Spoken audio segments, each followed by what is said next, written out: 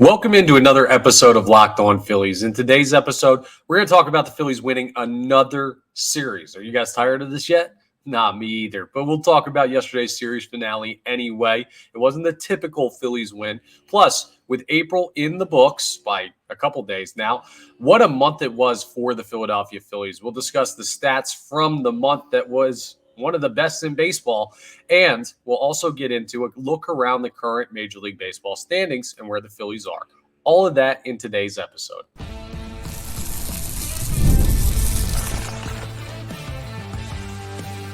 You are Locked On Phillies, your daily Philadelphia Phillies podcast. Part of the Locked On Podcast Network, your team every day.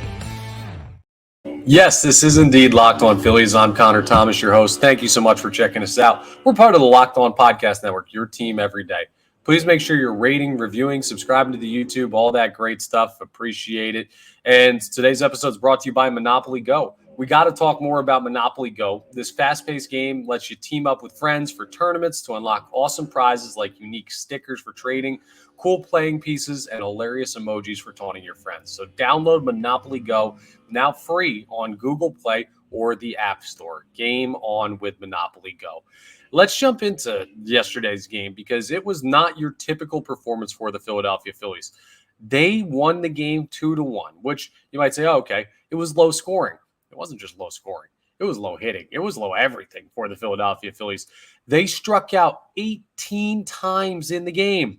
That's insane. Do you know how hard it is to strike out 18 times in a game and win at the major league level? That just does not ever happen. And on top of that, Zack Wheeler didn't have his best stuff. He only went 5 innings. He allowed 5 hits, 1 earned. So, he battled through those 5 innings, but he threw 106 pitches through those 5 innings, struck out 6, okay, gave up a home run, fine. That was the only earned run. But my goodness, it wasn't Wheeler's best day. It wasn't the offense's best day. And the Phillies still go out and find a way to win 2-1. I'll tell you who the real MVPs of this game are. Well, the first is Kyle Schwarber with a 2 RBI single. That was the difference in the game. Clearly, it was the Phillies' only RBI hit. He was the only Philly with RBIs in the game. But also, it's the bullpen. Listen to some of these stat lines from guys that relieved Zack Wheeler. Matt Strom gave you an inning's worth clean with 2 strikeouts. Ryan Kerkering, an inning with a walk, but 2 strikeouts of his own. Jose Alvarado allowed 3 hits, got out of it, danced around danger in his 1 inning worth of work. Gregory Soto, an inning worth of work, 2 hits, 1 strikeout. And it came down to the wire, right? Gregory Soto was out there. He almost gave up the walk-off homer at the bottom of the 9th. That ball that was hit with the final out went to the track, went to the wall. Kyle Schwarber seemed to have it measured the whole way, but his back was basically against the wall in left field out there in Anaheim when he made that catch. So it took everything to go the Philadelphia Phillies' way in this one. Well, not everything to go, because if everything went their way, they wouldn't have struck out 18 times. But I mean, to win with the statistics that they had on the box score, it takes some luck. It takes a lot of resolve. It takes knowing how to win tough, gritty games. It takes some really good pitching. And the Phillies had all of that yesterday. So they win the series against the Angels. They take 2 of the 3 games. They have not lost the series since the second series of the year. They lost their opening series to the Atlanta Braves. They lost their second series of the year to the Cincinnati Reds. And since then, they've been on an absolute tear. And the West Coast road trip is over with them winning 7 of their 10 games out on the West Coast. That's unbelievable. That's a great, great trip for the Philadelphia Phillies. I don't know what to – well, it's not really a West Coast. Some of those games were against the Reds. But 7 out of 10 games on the road trip. The West Coast, they swept the Padres and they took 2 from the Angels. So I guess 5 of 6 on the West Coast. But still, this team's just such a consistently well-playing team. And the other thing that you need to know about the way the Philadelphia Phillies won yesterday, right? Or let's just talk about the way the Philadelphia Phillies won on this road trip. They won with some really good pitching performances. They won with some rougher pitching performances.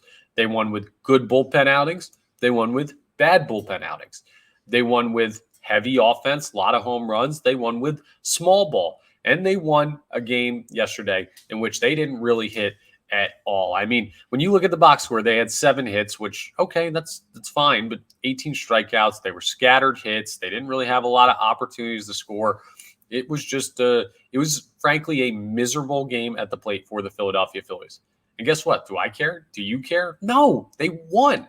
That's all that matters. You end up with more runs than the opposition. There's no doubt anymore that this team is going to hit the baseball. There shouldn't have been to begin with, but what this shows you is what I've talked about a couple times this year. It's what I talked about a little bit last year.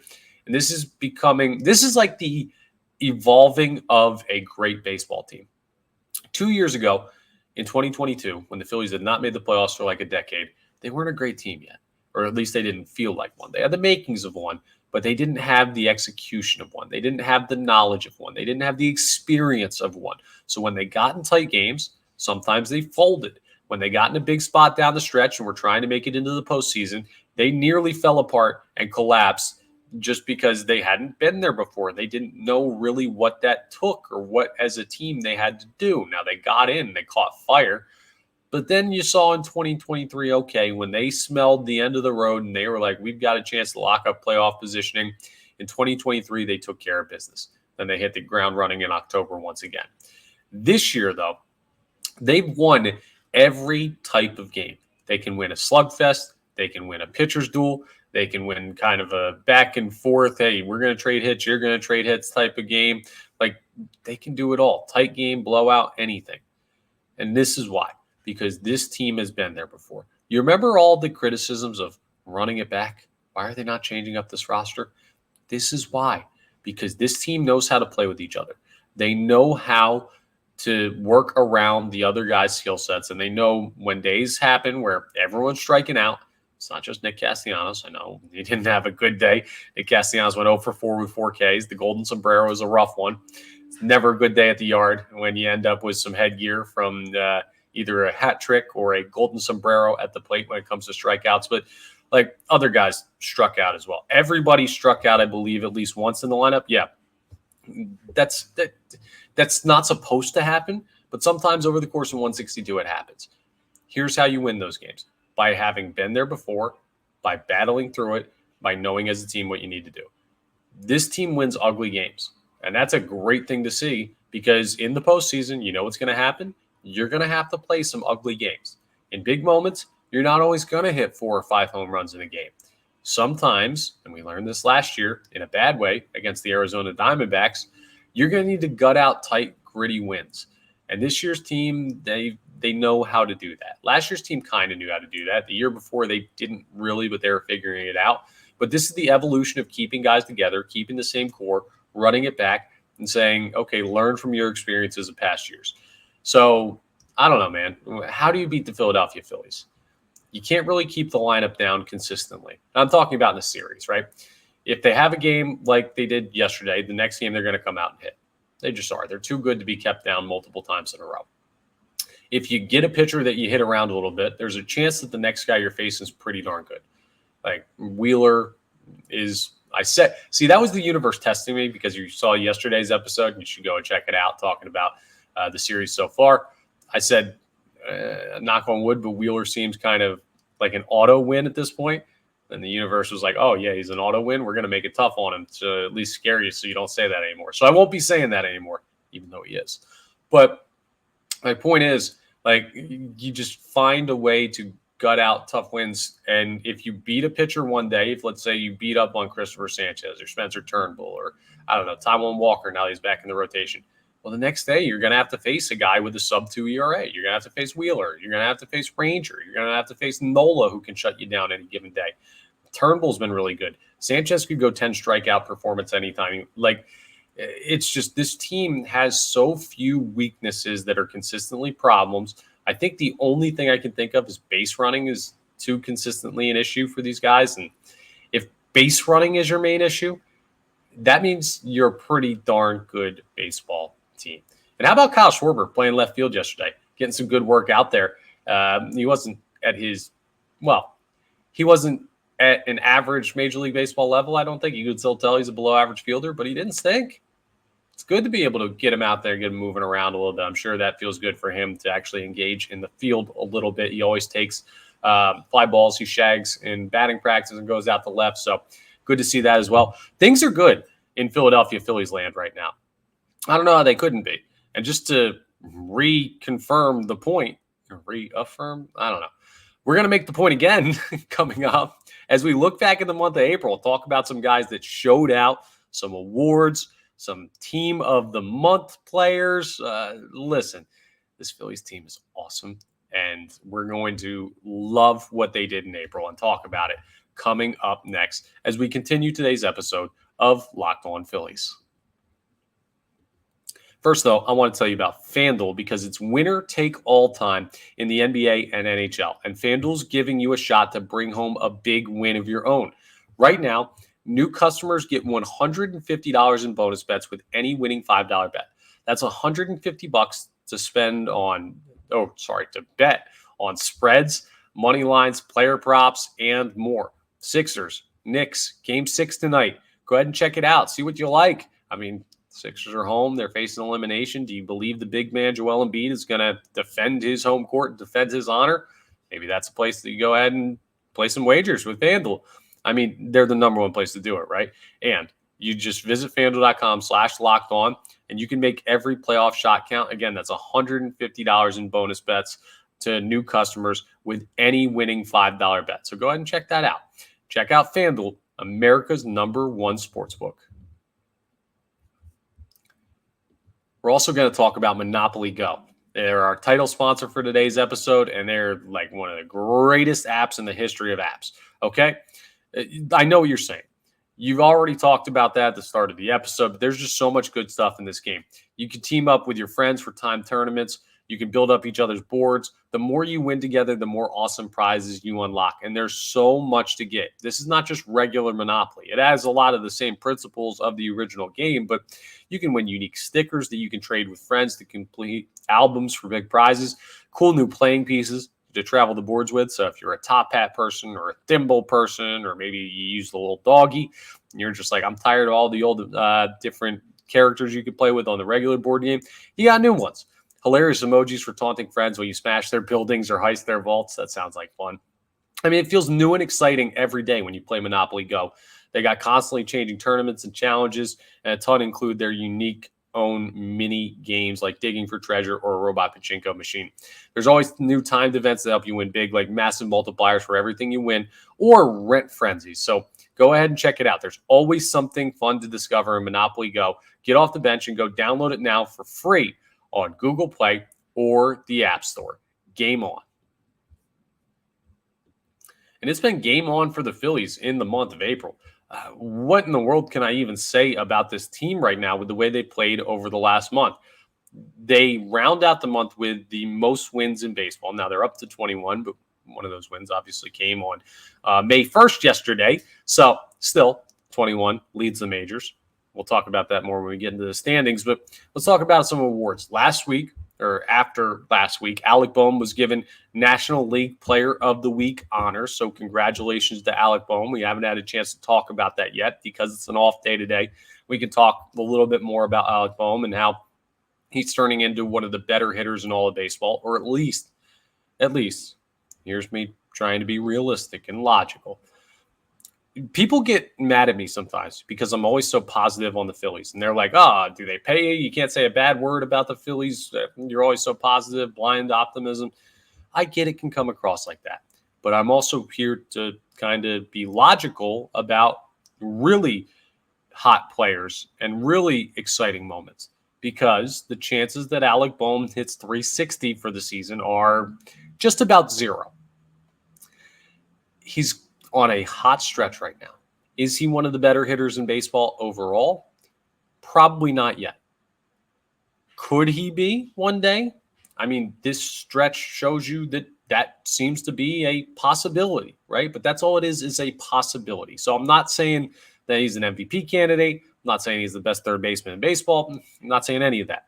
I'm saying that for this past month, though, and definitely for this past week, he's been on an outstanding tear, and we should enjoy that as it happens. This isn't what to expect from him going forward, but this shows you what his ceiling could be when he's hot. So that's awesome. That's good to see.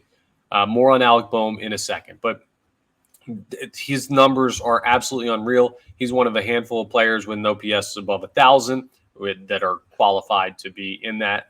He's just – I can't put words on how good Alec Bohm has been in the month of April or even May. Yesterday, another big hit for the Philadelphia Phillies. I believe he was one of the runs that they scored. Let me just double check on that with the box score yesterday. But he's been their most valuable player to this point. No, he was not a run scorer. He did have a hit, but he did not score a run yesterday. My mistake. But he's just been on another level. I mean, Trey Turner's been really good too. Trey Turner right now hitting 336. That's a pretty darn good spot to be. Even with no for 4 yesterday, still 336. You'll take that after the way he started the season last year. Those are the two guys that deserve commending based on average. Alec Bohm's doing everything at the plate. He's the catalyst for this team's success right now. And then let's look at some pitchers, right? Zack Wheeler, he's your odds-on favorite to win Cy Young. He goes out yesterday. He doesn't have his best stuff, but he gets the win. He's up to 3-3 on the year. Not that wins should be a huge matter, but he's also got a 1.91 ERA. He's sub-2 now. He allowed that one earned run, but 1.91 ERA is totally fine. He's only allowed 3 homers all year. I got no issue with anything Zack Wheeler did yesterday. He just seemed out of sorts. And I think part of the reason for that is because he doesn't like the 6-man rotation. He doesn't like extra rest. He may feel off in his routine. They'll deal with that when they figure out who they're moving to the bullpen. But Zack Wheeler deserves commending. He's on the top of my mind because he pitched yesterday. But the true guy who really deserves major applause for what he did in the month of April and to start the season is Ranger Suarez. That guy right now is the best pitcher on planet Earth. There is not a single pitcher on any team anywhere that I would hand the ball to over Ranger Suarez right now. Maybe call me a homer if you want to. If you watch this dude pitch, he's unbelievable. He does it all. He spots, he strikes out, he pitches the contact when he needs to, gets ground balls, weak contact better than just about anybody in baseball. He's the best fielding pitcher in baseball. He's got the best demeanor of anybody in baseball. Dude, he looks like he's pitching. I played backyard baseball the other day, and you know how the kids are animated and they don't ever change their expressions. That's Ranger Suarez. He looks like he's pitching at a backyard baseball game at the Sandlot. Like, none of this matters. Maybe to him it doesn't. I don't know, man. The guy barely has a heartbeat. But he has been outstanding so far this season. And throughout the month of April, he was unbelievable. So he's been the Phillies' best pitcher. And that's saying something considering Wheeler and Nola are part of the rotation. Honestly, your best 3 pitchers have probably been Ranger Suarez 1, Zack Wheeler 2, and maybe Spencer Turnbull 3. But we'll see if that conversation comes up depending on what the Philadelphia Phillies do, moving guys around at the pen. But I told you more on Alec Bohm, also more on Ranger Suarez. Major League Baseball came out with their team of the month. And I'll tell you what, it's rare that we see Phillies players on here. They just don't. It's weird. They almost are like sneaky inconsistent during the regular season over the past couple of years. Harper's done it a couple times. JT's done it a couple times. But they'll have like 2 weeks where they're really good and then 2 weeks where they're really bad. And then someone will outlast them. But they just don't have continuing bad stretches. Like, I'm talking about teams of the past. This year, they've had a continued good stretch. That's why they have 21 wins. But this month, for April, 2 players made the team of the month for Major League Baseball, not just the National League, baseball in general. Third baseman Alec Bohm, best third baseman in baseball in this month. Ranger Suarez, the first listed starting pitcher on the MLB team of the month. Unbelievable to see both those guys on there. That's great to have, and I don't know what more you could ask for from this team. In addition to those guys, just building off the success that they've had. The rotation is built around Ranger Suarez right now, and they're gaining off his momentum. And I really think the lineup is feeding off of Alec Bohm. He's batting cleanup now pretty consistently. That's a good place to have him. So it was just an amazing month of April. I could go on and on and on, but coming up, we're going to talk about, I already told you, they have 21 wins now, 21-11, 10 games over 500. We'll talk about the standings, where the Phillies are, and we're not ready to start standings watching yet, but just a quick little update, yeah? You feel me? As we wrap up today's episode of Locked On Phillies. And let's talk about Prize Picks before we do that, because Prize Picks is America's #1 fantasy sports app with more than 3 million members. It's the easiest and most exciting way to get in on the action while you watch your favorite sports and players. You just pick more or less on 2 or more player stats and watch the winnings roll in. Baseball season is officially underway. They're over a month in now. You've got some data to know who's hot, who's not. Don't miss your chance to add your favorite players from the diamond in your Prize Picks entries. Might be strikeouts. Add anyone from the Angels last game, and you're probably making money. Phil struck out 18 times. RBIs. Alec B. Yeah, he's the best RBI pick in baseball right now. Or first inning runs. Well, you just take your pick of more or less and add them to your Prize Picks entry today. Plus, Prize Picks is the best way to get action on sports in more than 30 states across the country. So you got California, Texas, Georgia, a bunch more. Go ahead and check out Prize Picks. We'll even cut you a deal, right? Because as if the app wasn't good enough already, you download the app today and use code LOCKEDONMLB. You'll get a first deposit match up to $100. Again, download the app today and use code LOCKEDONMLB for a first deposit match up to $100. Go ahead and check out Prize Picks. Pick more, pick less. It's that easy. Finally, we're going to take a look around the standings in Major League Baseball. Where are the Philadelphia Phillies at in the league, in the division, and everything? Let's start overall. The overall leader in win percentage, these are by percentage, is, of course, the Atlanta Braves. Why wouldn't it be? They've been hot, too. They're almost impossible to catch because the Phillies have an outstanding month. The Braves have an outstanding month. They always do. It's so darn annoying. Their run differential is 48 plus, the best in baseball. The Phillies, for example, are plus 27, and they've been playing this well. Now, they had a low one to start because they had that stretch of like 2 weeks where they couldn't score. But the Braves have the best record percentage-wise in all of baseball at 20-9. The Cleveland Guardians, a surprise out of the American League Central. They've got the second best record percentage-wise, a .667 winning percentage at 20-10, just one game back in the loss column from the Atlanta Braves. But the Phillies have their mark on something. 21 wins, the most in all of baseball. They're 21-11. They're a half game back of Atlanta. They're .656 winning percentage, which is why they're down in third in the overall standings. But that's really good to see. Now let's go to the league. We know Atlanta's up on the Phillies in the standings. We know that. But the next closest behind them, Milwaukee, Rhys Hoskins out there. They're 19-11. They're doing pretty well in the Central. The Cubs, 19-12, right behind them.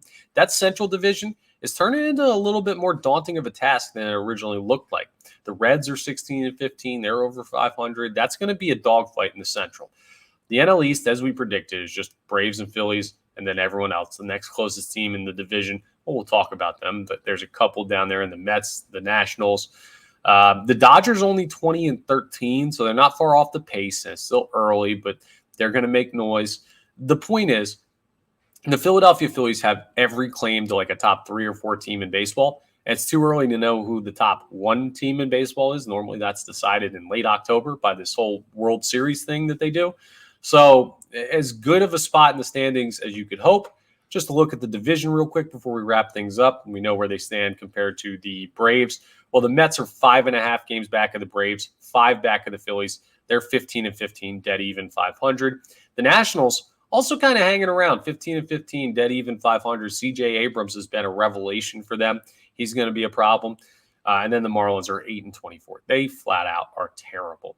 I don't know how they're this bad, but they're this bad. I was expecting something a little bit more from the team that the Phils played in the wild card series last year.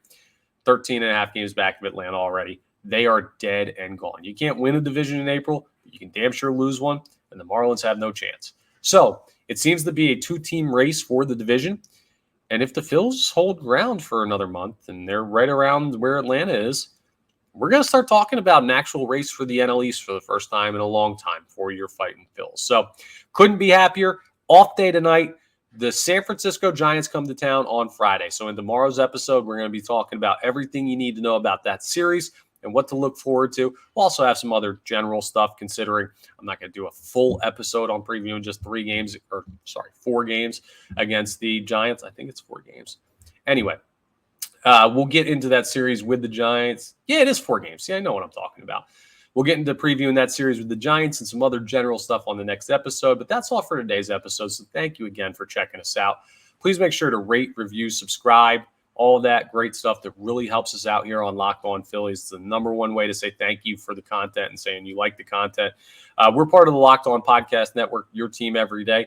Also, thank you so much. I think I said this before, but for anyone who said happy birthday to my mom in the comments, it's really kind of you. I was just kind of saying that as a throwaway thing. You guys are the best, so I appreciate you so much. And I showed my mom, she's very happy. So she said thank you as well. Thank you for checking out this episode. That's it for it. I'll talk to you next time on the next episode of Locked On Phillies.